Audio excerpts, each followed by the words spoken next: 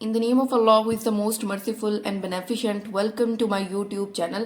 आज हमने chapter number 2 को स्टार्ट किया हुआ था। इसका लास्ट टॉपिक हम लोगों ने कवर करना है, that is respiratory disorder. Last video के अंदर हमने 3 रिस्पायरेटरी डिसऑर्डर को कवर किया था और आज हम 2 रिस्पायरेटरी डिसऑर्डर कवर करेंगे, that is asthma and lung cancer. सबसे पहले आस्थमा को हम स्टार्ट करते हैं। आस्थमा को भी हम लोगों ने जैसे हमने पिछले टॉपिक कवर किए थे एज कवर करेंगे। सबसे पहले definition, then symptoms, then causes and then treatment. Topic को स्टार्ट करने से पहले हम 2 टर्म्स को देखते हैं, that is constructed and the second one is dilated. Constructed का मतलब होता है सुकड़ जाना किसी चीज का, ठीक है, सुकड़ जाना। और डायलेटेड का मतलब होता है हम उसको डायलेट कर दें, फैला दें, ऐसे डायलेशन। और कॉन्स्ट्रिक्शन का मतलब है सुकड़ जाना।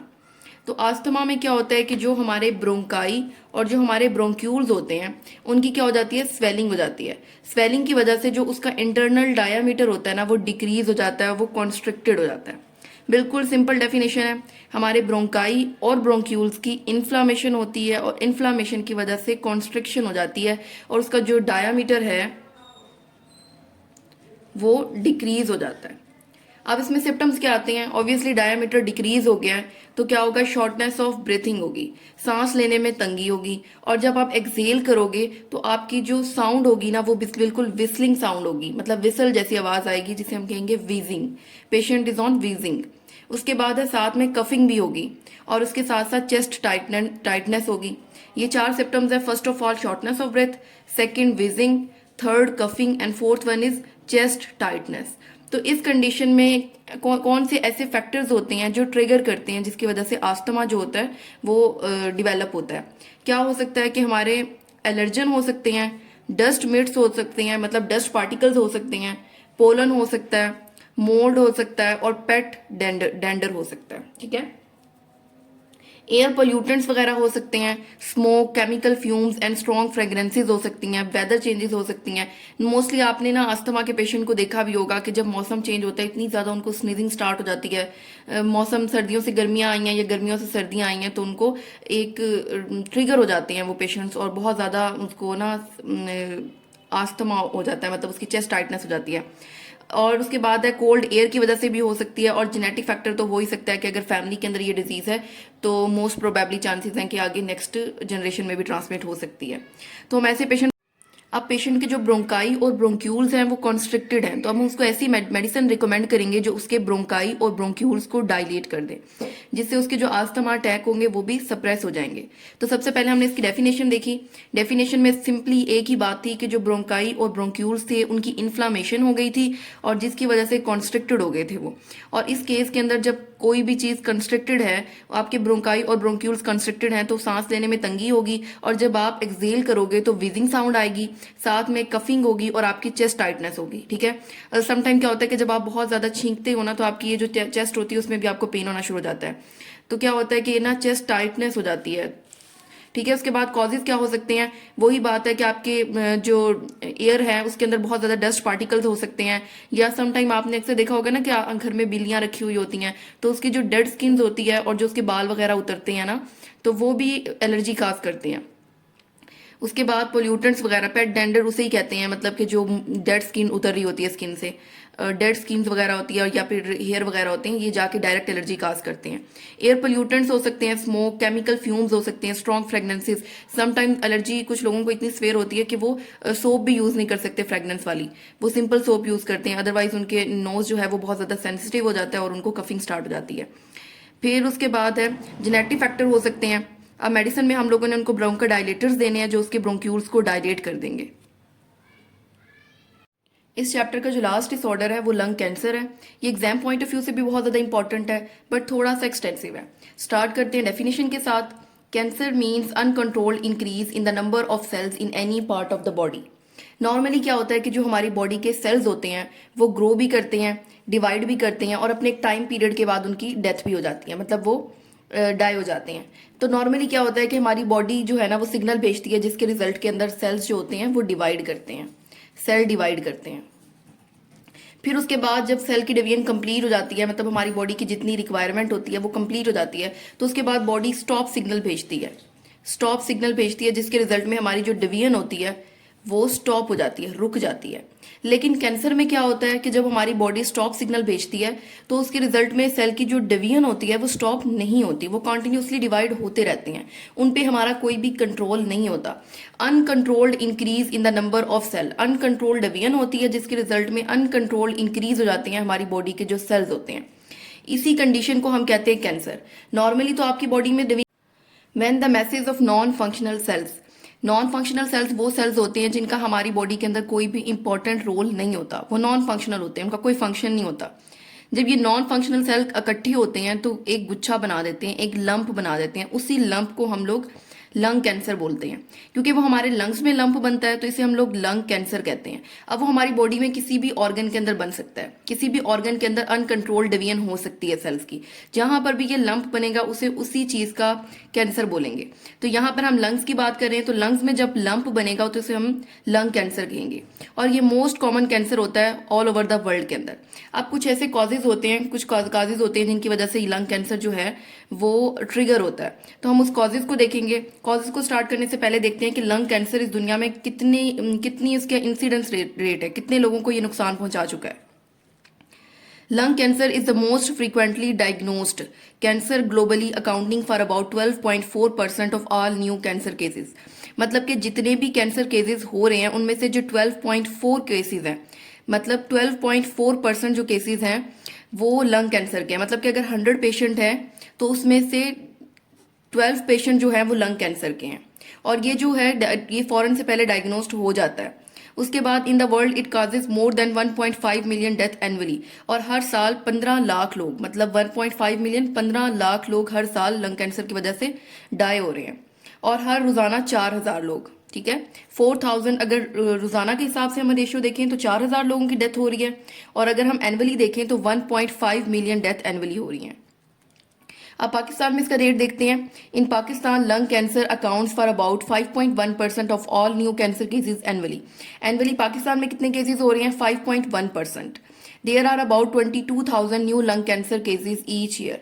हर साल 22,000 से ज़्यादा केसेस जो हैं वो डायग्नोस होते हैं। और ये जो इंफॉर्मेशन है ये हाईली ऑथेंटिक इदारे से है जो कि है वर्ल्ड हेल्थ ऑर्गेनाइजेशन WHO से। इसके अकॉर्डिंग आपको इस पैराग्राफ में क्या समझ आई है कि अगर 100 पेशेंट कैंसर के हैं तो उसमें से 12 पेशेंट जो हैं वो लंग कैंसर के हैं, और ये ऑल ओवर द वर्ल्ड जो है बहुत ज़्यादा। अब हम देखेंगे लंग कैंसर के कॉजेज में सबसे पहले है कार्सिनोजेंस। कार्सिनोजेंस वो सब्सटेंसेस होते हैं जो कैंसर कॉज करते हैं। इसमें सबसे पहले है तंबाकू स्मोक, तंबाकू का धुआं। और सेकंड में हमारे पास आती हैं आयोनाइजिंग रेडिएशंस। आयोनाइजिंग रेडिएशंस में आती हैं जैसा कि एक्सरेज होगी, ये भी लंग कैंसर को जाके ट्रिगर करती हैं। फिर उसके बाद वायरल इन्फेक्शन है, वायरस की वजह से कोई इन्फेक्शन हो सकता है। फिर उसके बाद है पैसिव स्मोकिंग। पैसिव स्मोकिंग का मतलब है कि पर्सन खुद तो स्मोक नहीं करता लेकिन किसी और के धुएं की वजह से वो अफेक्ट हो रहा है। इसके अंदर लिखा हुआ है in example the inhalation of smoke from another smoking is also a cause of lung cancer. मतलब कि दूसरे की स्मोकिंग से जो धुआं आता है वो उसके लंग्स को अफेक्ट करता है। अब बताया हुआ है कि स्मोकिंग करते हुए जो कौन सा पार्ट सिगरेट का जो है वो ज्यादा डेंजरस हो सकता है। The smoke from the upper burning portion of cigarette is more dangerous than smoke exhaled by the smoker. वो कह रहे हैं कि जो सिगरेट का अपर पोर्शन होता है वो ज्यादा डेंजरस होता है एज कम्पेयर टू के जो स्मोकर है उसकी एक्सेलेशन से आपको अफेक्ट हो। जो अपर पोर्शन सिगरेट का होता है वो ज्यादा डेंजरस होता है। अब इसके अंदर सिम्टम्स बताए हुए हैं। कॉमन सिम्टम्स वही हैं, शॉर्टनेस ऑफ ब्रेथ है, सेकंड में कफिंग होती है, लेकिन अब जो कफिंग हो रही है उसके साथ साथ ब्लड आ रहा है, ठीक है। जो आपको खांसी हो रही है उसके साथ साथ ब्लड आ रहा है, और उसके साथ साथ आपको कॉन्टिन्यूस वेट लॉस हो रहा है। आप कोई कोशिश नहीं करें कि आपका वेट लॉस हो लेकिन फिर भी आपका वेट लॉस हो रहा है, तो ये कौन सी कंडीशन हो सकती है? लंग कैंसर की कंडीशन है। इसमें आप ट्रीटमेंट क्या देंगे? सबसे पहले ट्रीटमेंट में आप 3 तरह का ट्रीटमेंट देते हैं उसे। सबसे पहले आप उसकी सर्जरी करवाते हैं। अब फॉर एग्जाम्पल उसका ये लंग है, लंग में एक लंप बन गया है। आप सबसे पहले क्या करेंगे कि ये लंप आगे ना फैलें, किसी और सेल को जाके इफेक्ट ना करे, तो सबसे पहले आप पेशेंट की सर्जरी कर दोगे। सर्जरी करने से क्या होगा कि ये जो लंप है इसको ही आपने रिमूव कर देना है, जिससे ये कैंसर आगे नहीं फैलेगा। इन केस अगर वो जो लंप है वो आगे फैल चुका है तो आप क्या करोगे? कीमोथेरेपी करोगे। कीमोथेरेपी में बेसिकली आप क्या करते हो? आप केमिकल्स, आप ड्रग्स का यूज करते हो और उसको इरेडिकेट करने की कोशिश करते हो। लेकिन अगर कीमो से भी पेशेंट ठीक नहीं होता तो फिर आप रेडिएशन थेरेपी की तरफ जाते हो, और सम टाइम आप 1 और 2 ट्रीटमेंट भी चूज करते हो। आप साथ में कीमो भी करवा रहे होते हो और साथ में रेडिएशन थेरेपी भी। तो इसमें सबसे पहले क्या होगा, डेफिनेशन में क्या था कि अनकंट्रोल प्रोडक्शन हो रही थी, अनकंट्रोल प्रोडक्शन थी, जिसकी वजह से नंबर ऑफ सेल्स जो थे कंटिन्यूस इंक्रीज हो रहे थे। उसके बाद जब नॉन फंक्शनल सेल बहुत ज़्यादा हो गए तो क्या हो गया, एक लंप बन गया, उस लंप को हमने लंग कैंसर बोला था। फिर उसके बाद हमने देखा था कि कुछ कॉजेज होते हैं जो लंग कैंसर को ट्रिगर करते हैं। सबसे पहले है तंबाकू स्मोक, 80% जो है केसेस वो तंबाकू की वजह से होते हैं, स्मोकिंग की वजह से होते हैं। फिर उसके बाद है आयोनाइजिंग रेडिएशन भी हो सकती हैं और वायरल इन्फेक्शन भी हो सकता है। फिर उसके बाद पैसिव स्मोकिंग भी होती है कि पर्सन खुद तो स्मोक नहीं कर रहा लेकिन उसके इन्वायरमेंट में कोई ना कोई ऐसा पर्सन जरूर है जिसकी स्मोकिंग से उसे डायरेक्ट अफेक्ट हो रहा है। तो इस तरह भी जो लंग कैंसर के हैं वो चांसेस इंक्रीज हो सकते हैं। फिर उसके बाद बताया हुआ है कि स्मोकिंग के वक्त जो सिगरेट का कौन सा पोर्शन ज्यादा डेंजरस होता है। जो अपर पोर्शन होता है सिगरेट का वो ज्यादा डेंजरस होता है, वो लंग्स को ज्यादा जाके अफेक्ट करता है और उससे लंग कैंसर के चांसेस जो है वो मजीद इंक्रीज हो जाते हैं। फिर उसके बाद सिम्टम्स हमने देखे, फर्स्ट सिम्टम था shortness of breath, second symptom था कफिंग, मतलब कफिंग के दौरान साथ में ब्लड आ रहा था। फिर उसके बाद आप अपना वेट लॉस करने की कोशिश नहीं कर रहे लेकिन फिर भी कंटिन्यूस आपका वेट लॉस हो रहा है। फिर उसके बाद ट्रीटमेंट में आपने 3 तरह के ट्रीटमेंट देखे, फर्स्ट सर्जरी था, सेकेंड कीमोथेरेपी, मतलब आपने केमिकल्स का यूज करके उस कैंसर को खत्म करने की कोशिश की, तो उसे हम कीमोथेरेपी बोलते हैं, बाय यूज ऑफ केमिकल्स। फिर उसके बाद एक रेडिएशन थेरेपी होती है, जब कीमोथेरेपी काम नहीं आती तो हम साथ साथ रेडिएशन थेरेपी भी स्टार्ट कर देते हैं, मतलब रेडिएशंस को यूज करके हम उस लंप को इरेडिकेट करने की कोशिश करते हैं। ठीक है, फिर उसके बाद अब हम देखते हैं कि स्मोकिंग का क्या इफेक्ट होता है हमारी लाइफ के ऊपर, हमारी हेल्थ के ऊपर क्या इफेक्ट होता है। तो सबसे पहले देखते हैं, smokers have a much high risk of developing life threatening diseases. Smokers जो हैं उनकी जो स्मोकिंग होती है वो लाइफ थ्रेटनिंग डिजीजेस काज करती हैं। कैसे काज करती हैं? The most important risk of smoking is the abnormalities and cancer in the lungs, kidney, oral cavity, larynx, breast, bladder, oesophagus, pancreas and stomach. अब ये देखिए कि ये स्मोकिंग की वजह से आपके इन सारे ऑर्गन्स में, जो आपके मेजर ऑर्गन्स हैं, इन मेजर ऑर्गन्स के अंदर एबनॉर्मेलिटीज भी आ रही हैं और कैंसर भी डेवलप हो रहा है। तो इस फर्स्ट पैराग्राफ में सिर्फ बताया है कि तंबाकू smoke contains over 4000 different chemicals. अब बताया हुआ है कि तंबाकू के अंदर 4000 डिफरेंट केमिकल्स हैं। अब ऑब्वियसली केमिकल्स तो होंगे जो हमें लाइफ थ्रेटनिंग डिजीजेस काज कर रहे हैं हमारे मेजर ऑर्गन्स के अंदर, जैसे कि हमने पढ़ा कि हमारे लंग्स में, किडनी में, oral cavity, larynx, breast, bladder, oesophagus, pancreas and stomach. इन मेजर ऑर्गन्स में कैंसर काज करें तो ऑब्वियसली कोई ना कोई टॉक्सिक केमिकल्स उसके अंदर हैं। अब हम उन केमिकल्स को वन बाय वन रीड करते हैं।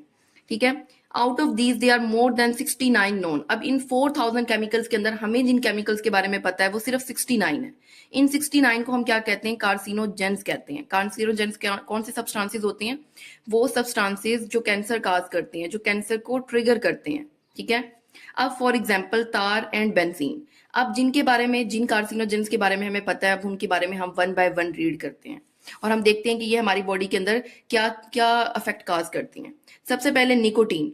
Nicotine is the major component of cigarette. हमारी सिगरेट का जो बेसिक कंपोनेंट होता है, जो मेजर कंपोनेंट होता है, वो निकोटीन होता है। अब निकोटीन क्या करता है? ये हमारे डैमेज कर देता है टिश्यूज को। It damage many tissues including brain, मतलब ये हमारी बॉडी के मैक्सिमम टिश्यू को डैमेज कर देता है जिसमें ब्रेन भी आता है। फिर उसके बाद दूसरा क्या एबनॉर्मेलिटी काज करता है? It also hardens the wall of arteries and result in the heart problem. जो हमारी आर्टरीज होती है ना, उनकी जो वॉल्स होती हैं, ये उनको मजीद फर्स्ट इफेक्ट जो निकोटीन ने कॉज किया था ये हमारे टिश्यूज को डैमेज कर रहा था, और सेकंड जो है ये हमारी आर्टरीज की जो वॉल है उनको हार्ड कर देता है, जिसकी वजह से हार्ट प्रॉब्लम जो होते हैं वो ट्रिगर होते हैं। फिर उसके बाद सेकंड जो बेसिक कंपोनेंट है वो कार्बन मोनोऑक्साइड है। Carbon monoxide is produced when तंबाकू is burn during smoking. Smoking के दौरान जो तंबाकू होता है जब वो बर्न होता है तो उससे क्या प्रोड्यूस होती है? Carbon monoxide. अब हमें पता है कि कार्बन मोनोऑक्साइड जो है वो बहुत ज्यादा टॉक्सिक गैस है, बहुत ज्यादा पॉइजनस गैस है। It is a poisonous gas, ये बहुत ज्यादा पॉइजनस होती है। It combines with RBCs. जब ये हमारे रेड ब्लड के साथ, रेड ब्लड सेल्स जो हमारे ब्लड में प्रेजेंट होती हैं, जब ये उनके साथ बाइंड होती है तो ये हमारी ऑक्सीजन की ट्रांसपोर्ट को होने नहीं देती। ठीक है, हम थर्ड चैप्टर में पढ़ेंगे कि आरबीसीज किस तरह ऑक्सीजन की ट्रांसपोर्ट करती है। तो अब हमें सिर्फ यहाँ पता होना चाहिए कि आरबीसीज जो होते हैं वो ऑक्सीजन की ट्रांसपोर्टेशन के अंदर हेल्पफुल होते हैं। तो क्या करती है? कार्बन मोनोऑक्साइड आरबीसीज के साथ बाइंड हो जाती है और ऑक्सीजन की ट्रांसपोर्ट नहीं होने देती। फिर उसके बाद उन्होंने बताया हुआ है कि तार प्रेजेंट होती है हमारी सिगरेट में। तार is present in cigarette in the form of solid particles. तार किस फॉर्म में प्रेजेंट होती है? सॉलिड पार्टिकल्स की फॉर्म में प्रेजेंट होती है। When it is inhaled along with smoke, जब हम इसे इनहेल करते हैं, ठीक है, जब हम स्मोकिंग के दौरान इसे इनहेल करते हैं, इट इज डिपॉजिटेड, ये डिपॉजिट हो जाती है, मतलब वहां पर जमा हो जाती है इन द लंग्स, लंग्स के अंदर जाके डिपॉजिट हो जाती है। It reduce the surface area for gaseous exchange. For example हमारी गैशियस एक्सचेंज का सरफेस एरिया इतना था, जब तार वहां पर जाके डिपॉजिट हो जाएगी तो हमारा सरफेस एरिया जो होगा गैशियस एक्सचेंज का वो डिक्रीज हो जाएगा। जब डिक्रीज हो जाएगा तो हमें ऑब्वियसली शॉर्टनेस ऑफ ब्रेथ होगी। जब शॉर्टनेस ऑफ ब्रेथ होगी तो फिर ऑब्वियसली हमारे लिए ब्रीथिंग जो है वो हम लोग प्रॉपरली नहीं कर सकेंगे। फिर उसके बाद हमारा एक और कंपोनेंट है benzene. Benzene is a major component of cigarette. ये भी हमारी सिगरेट का मेजर कंपोनेंट है। ये भी कार्सिनोजन है, ये भी कैंसर काजिंग एजेंट है। अब इसका क्या फंक्शन होता है, क्या रोल होता है? ये ब्लड कैंसर काज करता है, ठीक है। जो ब्लड का कैंसर होता है उसे हम लोग लिकीमिया कहते हैं, ठीक है। इसी तरह जो हमारा फॉर्मेल्डिहाइड होता है, फॉर्मेल्डिहाइड भी हमारी सिगरेट के अंदर प्रेजेंट होता है, ये भी कैंसर काज करता है। और कौन कौन से कैंसर काज करता है? रिस्पायरेटरी कैंसर भी काज करता है, स्किन कैंसर भी काज करता है, और गेस्ट्रो इंटेस्टाइनल प्रॉब्लम्स भी काज करता है, ठीक है। यहां तक हम पहले इसका ओवरव्यू कर लेते हैं ताकि हमें क्लियर अंडरस्टैंडिंग हो जाए। हमने देखा कि हमारे तंबाकू के अंदर मैक्सिमम 4000 केमिकल्स प्रेजेंट में थे। उसके अंदर से 69 केमिकल्स के बारे में आपको पता है, जिनको हम लोगों ने क्या नाम दिया हुआ है? कार्सिनोजेंस का नाम दिया हुआ है। और ये कार्सिनोजेंस कौन से होते हैं? जो कैंसर काज करते हैं, कैंसर कॉजिंग सब्सटेंसेस। फर्स्ट हमारे पास था निकोटीन। निकोटीन के दो फंक्शंस थे, ये हमारे टिश्यूज को डैमेज कर रहा था, और सेकंड हमारी जो आर्टरीज की वॉल है उनको इतना ज्यादा हार्ड कर रहा था जिसकी वजह से हमें हार्ट प्रॉब्लम्स हो रहे थे। फिर उसके बाद एक और कंपोनेंट था जिसका नाम था कार्बन मोनोऑक्साइड। कार्बन मोनोऑक्साइड एक पॉइजनस गैस होती है। जब ये हमारी आरबीसीज के साथ कंबाइन होती है तो ये जाके ऑक्सीजन की ट्रांसपोर्टेशन को नहीं होने देती, ठीक है। फिर उसके बाद एक और कंपोनेंट था तार। तार भी हमारी सिगरेट के अंदर प्रेजेंट है और ये सॉलिड पार्टिकल्स की फॉर्म में प्रेजेंट होता है। जब हम इसको इनहेल करते हैं तो ये हमारे लंग्स में जाकर डिपॉजिट हो जाता है, और जिसकी वजह से हमारी जो गैशियस एक्सचेंज का सरफेस एरिया है वो मजीद डिक्रीज हो जाता है। फिर उसके बाद एक बेंजीन है। बेंजीन भी कार्सिनोजन है और हमारी सिगरेट का एक मेजर कंपोनेंट है। ये ब्लड कैंसर काज करता है। इसी तरह फॉर्मेल्डिहाइड प्रेजेंट होते हैं। फॉर्मेल्डिहाइड जो है वो कैंसर काज करते हैं, और कौन कौन से कैंसर काज करते हैं? रिस्पायरेटरी कैंसर, स्किन कैंसर और गेस्ट्रो इंटेस्टाइनल प्रॉब्लम्स भी काज करते हैं। फिर उसके बाद है अमोनिया। अमोनिया क्या करता है? जो हमारी निकोटीन है उसको फ्री कर देता है। अब हमें पता है कि हमारी तंबाकू के अंदर निकोटीन प्रेजेंट है, तंबाकू के अंदर निकोटीन प्रेजेंट है। अब अमोनिया क्या करेगा? इसे निकोटीन को अलग कर देगा तंबाकू से, ठीक है, उसे फ्री कर देगा तंबाकू से, टर्निंग इनटू अ गैस, और उसे गैस में कन्वर्ट कर देगा। जब उसे गैस में कन्वर्ट कर देगा तो ये हमारी बॉडी के लिए बहुत ज्यादा पॉइजनस हो जाएगी, ठीक है।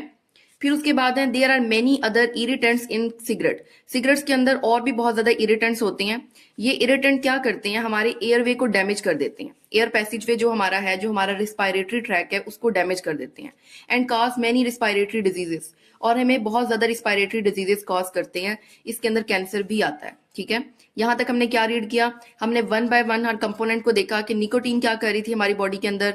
फिर उसके बाद हमने देखा कि कार्बन मोनोऑक्साइड क्या कर रहा था, फिर तार को देखा, फिर बेंजीन को देखा, फिर उसके बाद हमने अमोनिया को देखा जो हमारी तंबाकू से निकोटीन को अलग कर रही थी और फिर उसे गैस में कन्वर्ट कर रही थी।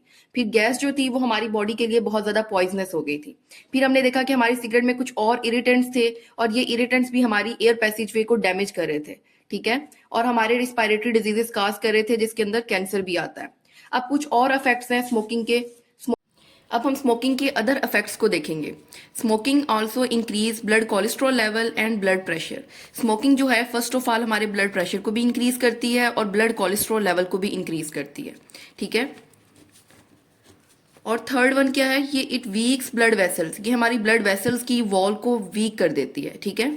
Smoking causes staining of teeth and bad breath. Smoking क्या करती है? हमारे जो टीथ होती है ना उनको स्टेन कर देती है। अब आपने देखा होगा कि अक्सर जो लोग स्मोकिंग करते हैं उनके टीथ पे बहुत ज्यादा स्टेनिंग होती है और उनके मुंह से एक अजीब सी बुरी सी स्मेल आ रही होती है। तो ये क्या काज करती है? स्टेनिंग ऑफ टीथ कॉज करती है और बैड ब्रेथ काज करती है, ठीक है।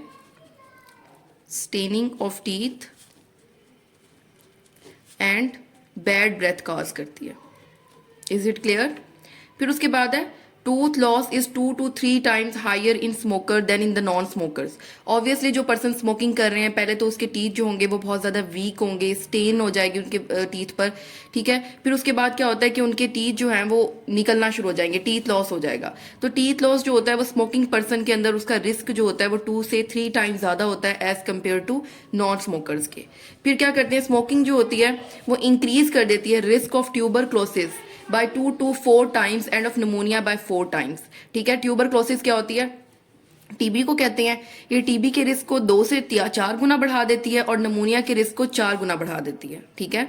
फर्स्ट ऑफ ऑल आपने क्या याद रखना है, सबसे पहले आपको पता होना चाहिए कि जो स्मोकिंग है वो क्या आपको लाइफ थ्रेटनिंग डिजीजेस कॉज करती है। फिर आपको कार्सिनोजेंस के बारे में पता होना चाहिए। फिर आपको पता होना चाहिए कि इसके अंदर जो सब्सटेंसेस हैं वो क्या करते हैं हमारी बॉडी के अंदर जाके। फिर उसके बाद अदर इफेक्ट ऑफ स्मोकिंग आपने देखनी है कि स्मोकिंग हमारे ब्लड कोलेस्ट्रॉल लेवल को इंक्रीज करती है, ब्लड प्रेशर को इंक्रीज करती है, हमारी ब्लड वेसल की जो वॉल्स हैं उनको वीक कर देती है। फिर हमारे टीथ पे स्टेन्स काज करती है, हमारे मुंह से बैड ब्रेथ आती है। फिर उसके बाद टूथ लॉस जो है वो 2 से 3 times हायर हो जाता है। फिर स्मोकिंग की वजह से अदर डिजीजेस का रिस्क जो होता है वो मजीद इंक्रीज हो जाता है, मतलब ट्यूबरक्लोसिस का रिस्क आपको 2 से 4 गुना ज़्यादा हो सकता है। फिर उसके बाद जो पेशेंट स्मोकिंग कर रहे हैं उनके अंदर क्या होता है कि नमूनिया का जो रिस्क है वो भी 4 गुना बढ़ जाता है, ठीक है। अब जो वर्ल्ड तंबाकू डे जो है celebrate on the 31st of मई एवरी ईयर, ये डे इस वजह से सेलिब्रेट किया जाता है ताकि लोगों को ज़्यादा से ज़्यादा एजुकेट किया जा सके, ज़्यादा से ज़्यादा लोगों को इसके बारे में बताया जा सके कि इतने ज़्यादा टॉक्सिक केमिकल हैं और आपकी सेहत को इतना शदीद खतरा हो सकता है जस्ट आपको स्मोकिंग करने की वजह से। अब आपने पढ़ा है कि स्मोकिंग के अंदर कितने ज़्यादा केमिकल्स होते हैं जो डायरेक्टली आपकी हेल्थ के ऊपर अफेक्ट करें, ना सिर्फ आपके लंग्स के ऊपर अफेक्ट करें बल्कि आपकी पूरी बॉडी के ऊपर इन्फ्लुएंस हो रही हैं। आपके टीथ, आपकी कोलेस्ट्रॉल लेवल, आपके ब्लड प्रेशर, आपकी ब्लड वेसल्स आपको अदर डिजीजेस की तरफ लेके जा रहे हैं। तो इट्स मीन्स इन शॉर्ट ये डे हम लोग इसलिए सेलिब्रेट करते हैं ताकि जो अनएजुकेटेड लोग हैं जिनके पास तालीम नहीं है हम उन तक ये बात पहुंचा सकें कि इस डे को हम लोग सेलिब्रेट करें। इस डे पे हम लोग कंपेन्स निकालें, स्पीच दें, डिबेट करें और हम लोग लोगों को बताएं कि स्मोकिंग जो है वो कितनी इंजूरियस है, ठीक है। उसके बाद एक हम लोग बॉक्स छोड़ कर आए हैं, स्किप किया हमने एक बॉक्स, वो है vaping. Vaping refers to the inhaling vapour produce by e cigarette. Electronic cigarettes आपने अक्सर मूवीज में देखी होंगी जहां पर एक बड़े डॉन यूज कर रहे होते हैं, उसे हम लोग वेपिंग टेक्निक कहते हैं। उसमें क्या होता है कि एक इलेक्ट्रिक सिगरेट होती है जिसके अंदर क्या होता है, उस सिगरेट के अंदर ना हम लोग एक लिक्विड डाल देते हैं, ठीक है। जब वो लिक्विड डालते हैं और वो लिक्विड हीट अप होता है तो उस हीट अप होने से ना एक मिस्ट प्रोड्यूस होती है और जो मिस्ट होती है ना वो उसे इनहेल कर लेता है स्मोकर जो होता है। उसे लगता है कि ये जो है ये कम नुकसानदेह है बल्कि इसका कोई नुकसान है ही नहीं, ठीक है। और जो यंग पीपल होते हैं वो वेपिंग की तरफ अट्रैक्ट होते हैं और उन्हें लगता है कि ये सेफ टेक्निक है, सेफ चीज़ है, लेकिन ये बिल्कुल भी सेफ नहीं है। इसमें भी वही नशा है, वही निकोटीन है, वही केमिकल्स हैं जो आपकी सेहत पे अफेक्ट कर रहे हैं। तो हम इसको देखते हैं। Vaping refers to inhaling vapour produced by the e cigarette. E cigarette मतलब इलेक्ट्रॉनिक सिगरेट। इस डिवाइस में बेसिकली होता क्या है, इस डिवाइस में आप एक लिक्विड को हीट करते हो और वो लिक्विड क्या होता है, उस लिक्विड के अंदर निकोटीन हो सकता है, फ्लेवर होते हैं और अदर केमिकल्स होते हैं। मतलब कि आपने निकोटीन, फ्लेवर और केमिकल्स को एक लिक्विड की फॉर्म में उस इलेक्ट्रॉनिक सिगरेट में डाला, इलेक्ट्रॉनिक सिगरेट ने उसे हीट अप किया और हीट करने से एक मिस्ट प्रोड्यूस होती है, एक स्मेल प्रोड्यूस होती है। Many peoples are attracted to vaping. जो यंग पीपल होते हैं वो पहले ना वेपिंग की तरफ अट्रैक्ट हो जाती हैं, ठीक है। They believe it a safer alternate to the cigarette through it this is not true. मतलब कि वो क्या करते हैं कि उन्हें लगता है कि ये एक सेफ टेक्निक है, सेफ अल्टरनेट है सिगरेट का। मतलब उन्हें लगता है कि हम सिगरेट तो नहीं पी रहे ना, लेकिन उसमें भी सेम एजिटिव केमिकल्स होते हैं। उन्हें लगता है कि ये ट्रू है, ये इसके अंदर ये इसका सेफ अल्टरनेट है, लेकिन ऐसा कुछ भी नहीं है। Vaping can cause lung inflammation and lung injury. Vaping भी लंग की इन्फ्लामेशन कॉज करती है क्योंकि उसमें भी सेम केमिकल्स हैं, फ्लेवर्स हैं और निकोटीन है, और लंग इंजरी भी कॉज करती है। Nicotine and other chemical in vape increase heart rate and blood pressure. Nicotine और अदर केमिकल जो वेप में प्रेजेंट होते हैं वो भी हमारे हार्ट रेट को, हमारे ब्लड प्रेशर को, हमारी ब्लड वेसल्स को वीक करते हैं। उसके बाद ये भी कंट्रीब्यूट करते हैं हमारी हार्ट डिजीजेस के लिए। अब हमने देखना है कि इसमें क्या रीड किया हम लोगों ने, कलेक्टिवली देख लेते हैं। सिंपली आपको लंग कैंसर की डेफिनेशन के बारे में पता होना चाहिए, फिर उसके बाद आपको इसका इंसिडेंस रेट पता होना चाहिए कि पाकिस्तान के अंदर क्या रेट चल रहा है और वर्ल्ड वाइड क्या है। वर्ल्ड वाइड क्या है कि बहुत ज़्यादा फ्रीक्वेंटली डायग्नोस्ड कैंसर है। ठीक है। इसके अंदर क्या होता है 12.4 रेशियो है, मतलब 100 में से 12 पेशेंट जो है वो लंग कैंसर से अफेक्ट हो रहे हैं। फिर उसके बाद आपको कॉजेज पता होना चाहिए, कॉजेज कौन कौन से हो सकते हैं। हमने सिंपल आपको फिंगर टिप्स पे याद करना है कि तंबाकू स्मोक है, आयोनाइजिंग रेडिएशन है, वायरल इन्फेक्शन है, पैसिव स्मोकिंग की वजह से हो सकता है।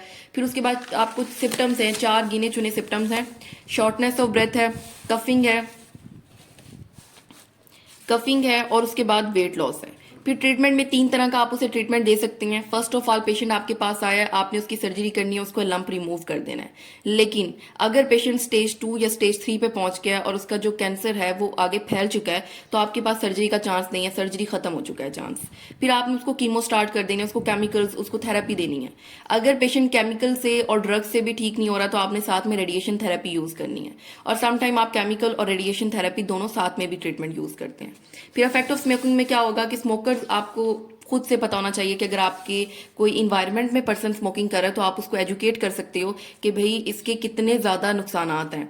स्मोकिंग जो है वो लाइफ थ्रेटनिंग डिजीजेस कॉज करती है, आपको इन मेजर ऑर्गन्स का कैंसर कॉज करती है, एबनॉर्मेलिटीज कॉज करती है।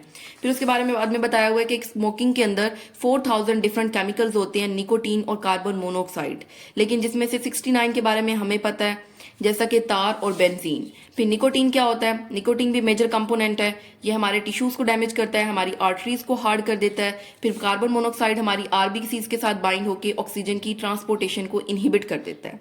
फिर तार जो है जब वो हमारे लंग्स में जाके डिपॉजिट हो जाती है और हमारी सरफेस एरिया को रिड्यूस कर देती है। फिर बेंजीन जो है वो भी बहुत ज़्यादा टॉक्सिक होती है और हमें ब्लड कैंसर कॉज करती है। फिर उसके बाद फॉर्मेल्डिहाइड है, और फॉर्मेल्डिहाइड भी हमें कैंसर कॉज करता है, respiratory, skin and gastro intestinal. और अमोनिया जो है वो तंबाकू से निकोटीन को अलग कर देता है और ये गैस में कन्वर्ट कर देता है, और गैस हमारी बॉडी के लिए बहुत ज़्यादा टॉक्सिक होती है। फिर कुछ और इरिटेंट्स भी हैं, और ये इरिटेंट्स जो हैं वो हमारे रिस्पायरेटरी ट्रैक को डैमेज कर देते हैं और रिस्पायरेटरी डिजीजेस कॉज करते हैं। फिर अदर इफेक्ट भी हैं, ब्लड कोलेस्ट्रॉल लेवल को इंक्रीज कर देती हैं, ब्लड प्रेशर को इंक्रीज कर देती हैं, हमारी ब्लड वेसल्स को वीक कर देते हैं, टीथ पर स्टेन आ जाते हैं और मुंह से एक बुरी सी स्मेल आती है। टीथ लॉस का जो जो रिस्क होता है वो इंक्रीज हो जाता है, और आपको ट्यूबरक्लोसिस और आपको निमोनिया के चांसेस भी इंक्रीज हो जाते हैं। ये एमसीक्यूज पॉइंट ऑफ व्यू से आपने प्रिपेयर करना है कि वर्ल्ड तंबाकू डे कब सेलिब्रेट किया जाता है, 31 ऑफ मई एवरी ईयर। ठीक है, 31 ऑफ मई एवरी ईयर। और आज वीडियो रिकॉर्ड हो रही है 30 मई को और कल 31 है। ठीक है, अगर आपसे क्वेश्चन पूछा जाता है कि इफेक्ट्स ऑफ स्मोकिंग लिखें, तो आपके पास मैक्सिमम वर्ड्स होंगे इफेक्ट ऑफ स्मोकिंग राइट करने के लिए। आज हमारा यहाँ पर चैप्टर कंप्लीट होता है और नेक्स्ट चैप्टर हम स्टार्ट करेंगे blood circulatory system. Thank you so much.